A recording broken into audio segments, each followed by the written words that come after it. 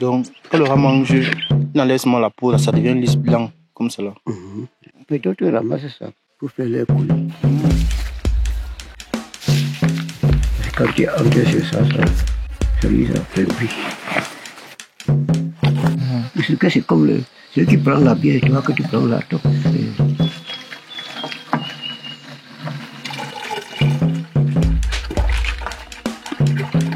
Ça, c'est sur les jumeaux.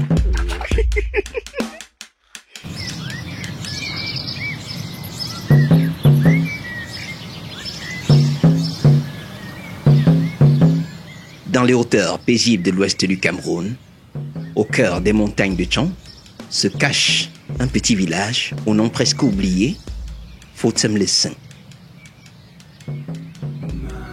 C'est ici en 1951 qu'est né un enfant que certains appelaient déjà l'enfant génie, Ténéque Martin.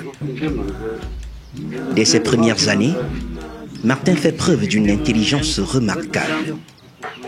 À l'école primaire de Fotem-les-Saints, il se distingue par sa vivacité d'esprit et sa curiosité sans limite. À une époque où l'ombre des maquisards plane encore sur les campagnes, son talent attire l'attention. Les résistants eux-mêmes viennent frapper à la porte familiale, sollicitant son aide pour écrire, lire, décrypter. Mais son père, méfiant des conséquences, s'y oppose fermement. Martin, lui, n'en dit rien. Mais déjà, son destin est en marche.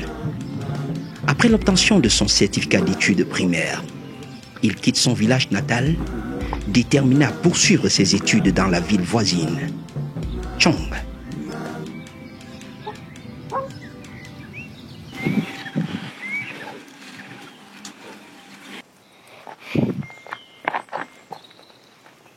Là, il embrasse une nouvelle vie, loin des terres familiales.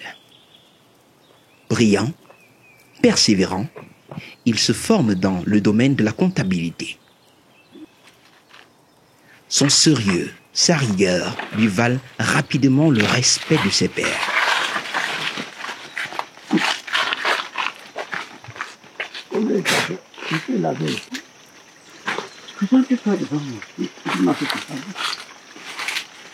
Non. Bientôt, une entreprise de renom à Douala repère son talent. Il s'envole alors vers la capitale économique pour occuper un poste d'expert comptable. La vie semble lui sourire, jusqu'au jour où tout bascule.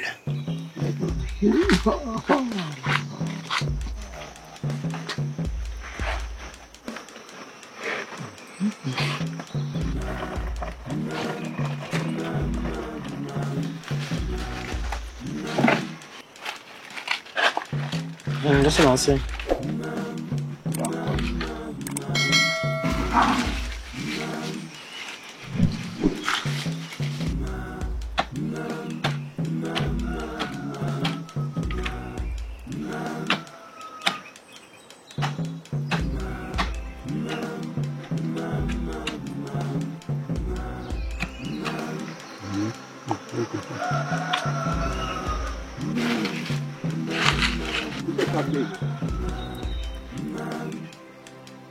Pourquoi tu couvres?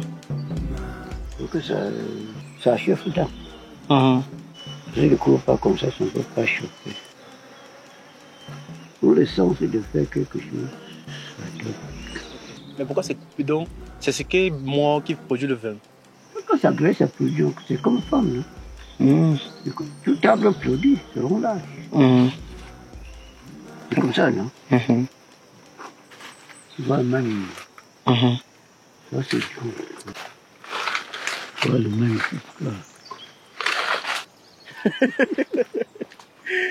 Ah, ça c'est sur les jumeaux.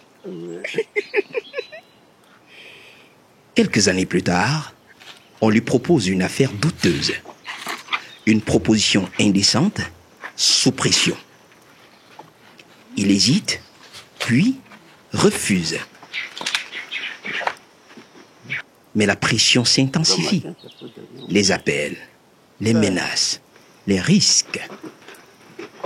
Dans un monde où l'intégrité est souvent mise à rude épreuve, Martin fait un choix radical. Il quitte tout, abandonne sa carrière prometteuse et retourne chez lui à Fort-Semlesen. Là où il n'y a pas l'eau, je prise l'eau, je mets à côté. Et on descend là. On va descendre. De retour dans son village natal, il redécouvre les rythmes lents de la terre, le parfum des saisons, la force du silence. Il se consacre à l'agriculture, cultive le café, mais surtout, il se passionne pour un trésor ancestral, la vigne du raffia. Je suis peu produit, l'autre, je suis le produit parce que je suis grandi, produit. Ok. Cette plante, symbole de tradition et de résilience, devient son métier, sa mission, presque une vocation. Pour faire Les abeilles. Malgré les difficultés, le climat, l'altitude, le manque de soutien, l'isolement, il s'accroche. Il transforme la vigne en vin, en artisanat, en culture vivante. Il transmet, il enseigne. Il devient un pilier de sa communauté. Quelques années plus tard, Martin se marie. Il fonde une grande famille. 8 enfants, dont des jumeaux, et aujourd'hui, plusieurs petits-enfants. Une descendance nourrie de valeurs, travail, honnêteté et fidélité à ses racines.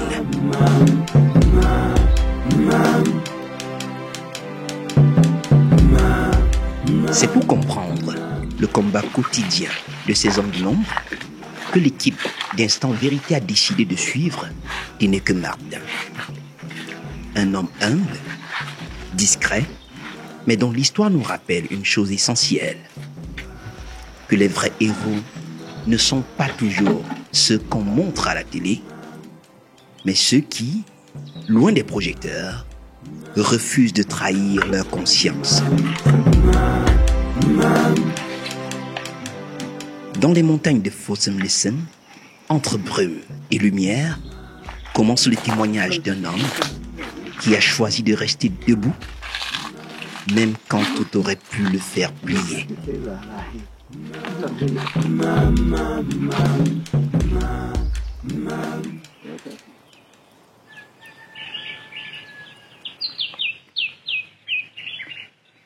Chaque matin, bien avant que le soleil ne perce les brumes des collines, Tineke Martin répète les mêmes gestes, presque sacrés. Il enfile ses vêtements de travail, usés par le temps, mais solides par sa volonté. Dans un coin de la cour, il saisit la machette. Non pas une arme, mais un prolongement de sa main, un outil de survie, de construction, de transmission. Sur son dos, un sac atypique. Dedans, quelques bidons, un peu d'eau et le nécessaire pour affronter la journée. Rien de superflu, juste l'essentiel.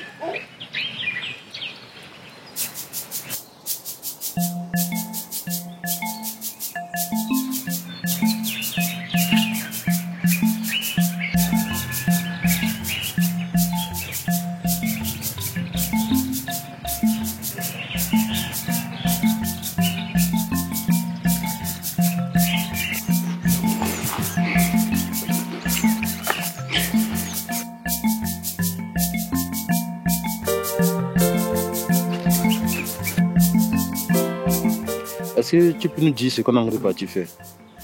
Je ne sois pas cuit seulement. Cuit, Non. Ce que tu as là, c'est ton matériel pour travailler.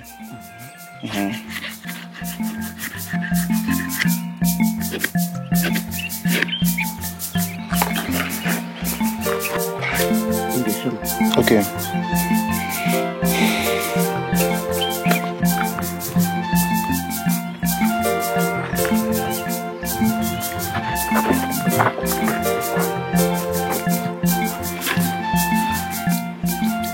Il ne parle pas.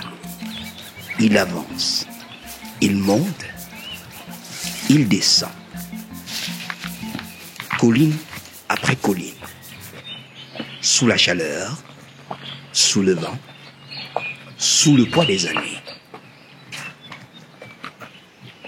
Chaque pas dans la brousse est une mémoire, une promesse, une lutte. Ici, les chemins ne sont pas tracés. Il faut les crier, les deviner, les apprivoiser. Il traverse les herbes hautes, fend les lianes, contourne les rochers. Mais jamais il ne se plaint.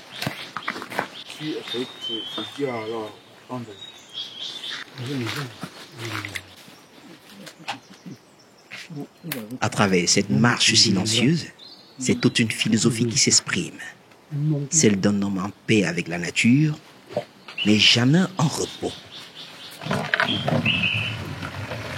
Car ici, dans le secret des collines de Fautem-les-Saints, être vigneron n'est pas un métier, c'est une vie. C'est quoi la différence entre les deux là? Le sucré, non? Le sucré, c'est comme celui qui prend la bière et toi que tu prends la top. Mais tout ça vient de là, non? Maintenant, le sucré, on met le sucré à l'intérieur, ou bien c'est un... Non, quand c'est comme ça, là, non? Ça, c'est sucré. Quand on met tous les contrebandes vers la soirée, ça serait bien.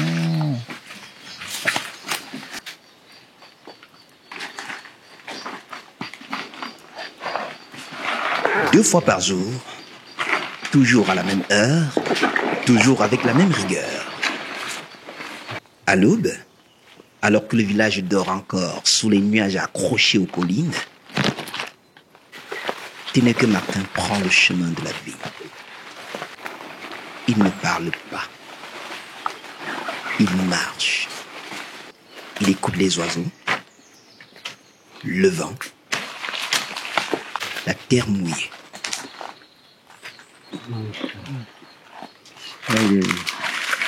Les écureuils, les rats, c'est leur nourriture. Donc, quand le rat mange, il enlève seulement la peau, là, ça devient lisse blanc, comme cela. Mais d'autres ramassent ça pour faire leur coulis. Pour protéger pour que la pluie ne tombe pas sur. Non, tout comme ça. Ok.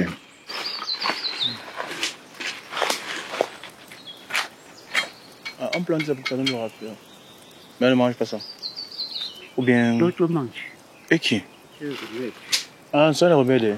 Ah, ok.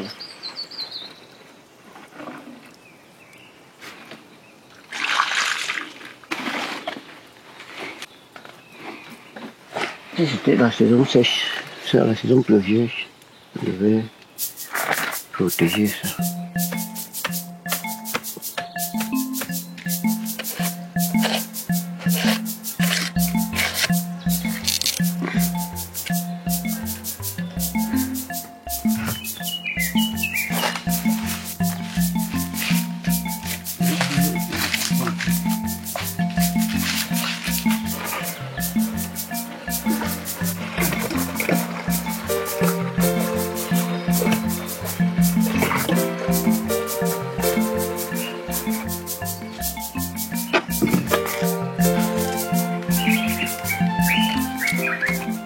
Quand c'est comme ça, là, les abeilles ne voient pas beaucoup. Et quand tu entres sur ça, ça les affaiblit.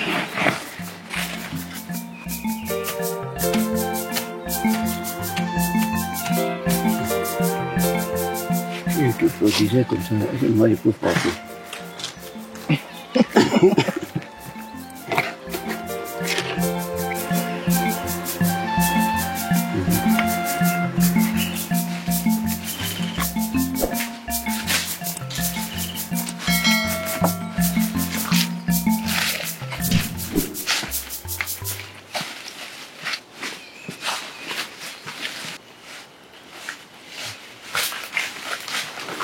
Oui, c'est bon, il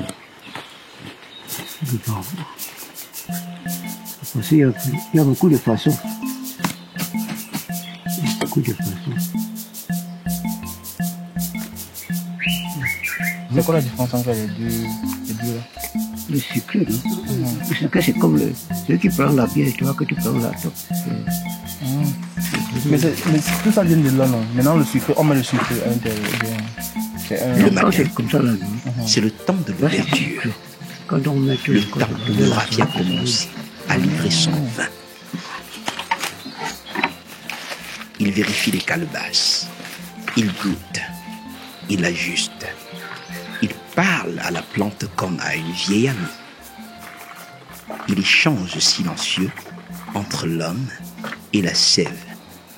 Puis, il rentre. Il s'occupe de ses autres tâches. Il veille sur sa maison, ses petits-enfants, ses plantations.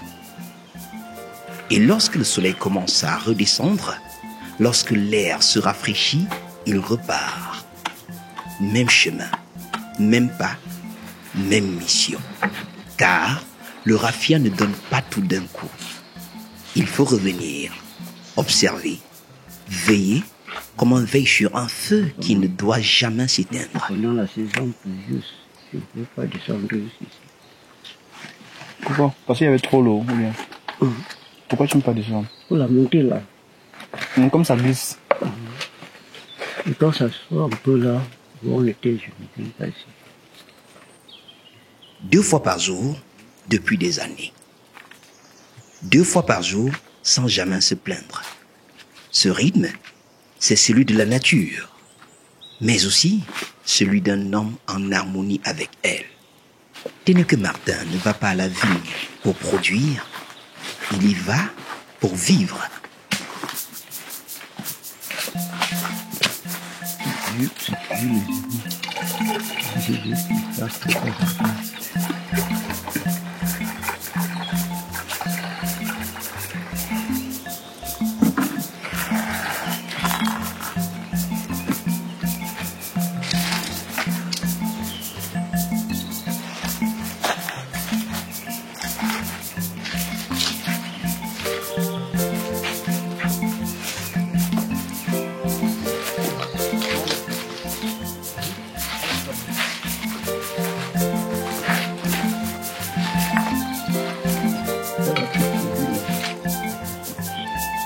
Ça grandit, ça donne une sortie.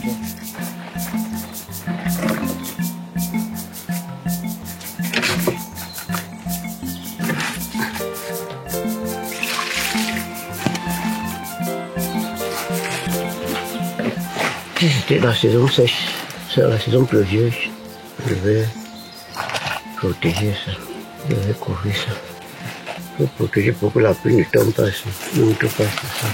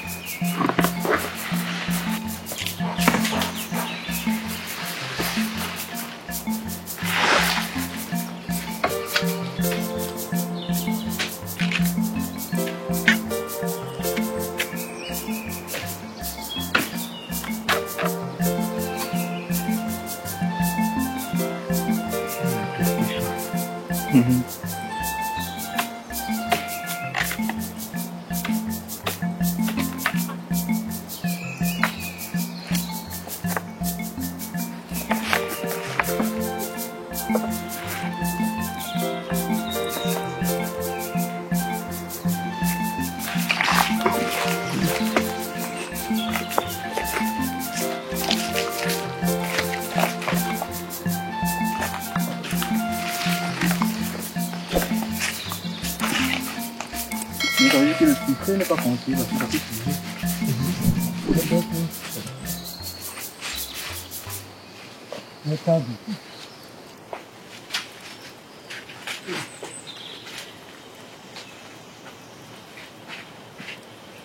Le chemin du retour n'est jamais plus simple que celui de l'aller. Il est plus lourd, plus lent, plus rude. Sur ses épaules, Ténèque Martin porte ce que la nature lui a offert. Parfois 30 litres de vin de raffia, le matango, ce nectar ancestral, l'eau de sens et de sueur. Mais avant d'arriver au village, il faut redescendre, puis remonter, encore et encore. Des collines abruptes, glissantes, parfois boueuses, sous un soleil impitoyable ou une pluie imprévisible. Chaque pas est un effort, chaque montée est une lutte. Le sac trempe sa chemise, le poids écrase son dos. Mais il avance toujours. Pas de bête de somme, pas de moto, pas de raccourci. Seulement ses jambes, sa force, sa foi. Et malgré la fatigue, malgré l'âge, malgré les douleurs, il ne s'arrête pas. Moi, j'ai quitté l'école en 111. Quitté L'école en 111.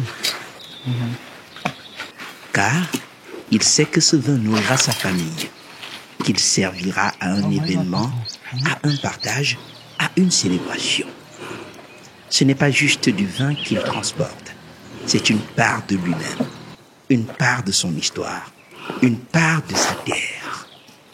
Dans le silence de la brousse, avec 30 litres sur le dos, Ténèque Martin porte bien plus que du matango.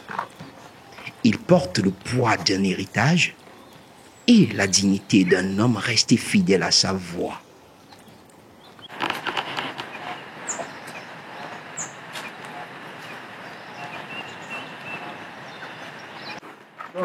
De retour à la maison, après des heures de marche et de silence, Ténèque Martin ne se repose pas encore. Le travail continue. Dans un coin de la maison, il installe ses bidons, ouvre les calebasses et commence le rituel de filtration. Un geste précis, lent, maîtrisé. Le vin de raffia appelé ici matango n'est jamais le même. Alors, il le goûte, l'évalue, le sent, il ajuste, il divise. Une partie sera laissée douce pour ceux qui aiment le goût sucré et léger. L'autre, il a fait fermenter davantage pour les amateurs de sensations plus fortes. Chaque client a ses préférences et Martin les connaît toutes. Ceci, ils disent que c'est bien sucré. Il préfère les commander avec soin. Parfois, un coup de fil vient de Douala. Une clientèle fidèle attend son matango. À plus de 300 km d'ici, quelqu'un a soif de ce vin.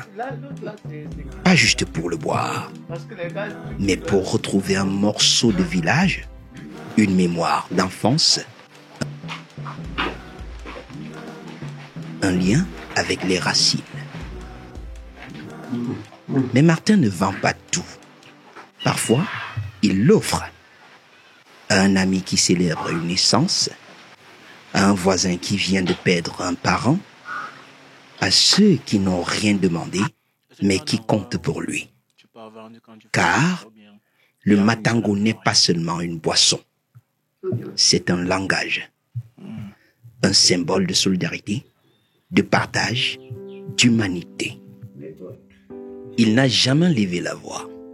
Il n'a jamais demandé qu'on l'applaudisse. Et pourtant, Ténèque Martin porte en lui la grandeur des hommes debout. Pas une grandeur faite de titres, ni de discours, mais celle silencieuse de ceux qui choisissent la fidélité à leurs racines, même quand le monde leur ouvre des portes faciles à trahir. Il aurait pu rester à Douala. Il aurait pu faire carrière, fuir la terre, oublier les collines. Mais il a fait un choix rare, le choix du retour, le choix de l'effort, le choix de vivre avec dignité à l'écart du tumulte. Chaque jour, il grimpe, il redescend les collines. Il marche, il taille, il filtre, il partage. Il transforme le raffia en vin et le quotidien en leçon de vie. Il est père, grand-père, vigneron, porteur des mémoires. Il n'a pas de bureau climatisé, mais il connaît chaque souffle du vent. Il n'a pas de diplôme encadré au mur, mais il l'enseigne par l'exemple. Dans ce petit village de Fautem-les-Saints, au cœur de la montagne, Ténèque Martin nous rappelle ceci, que la vraie richesse ne fait pas de bruit, qu'il faut parfois s'éloigner du monde pour rester fidèle à soi-même, et qu'au bout du compte, ce ne sont pas les honneurs qui restent, mais la trace qu'on laisse dans les cœurs.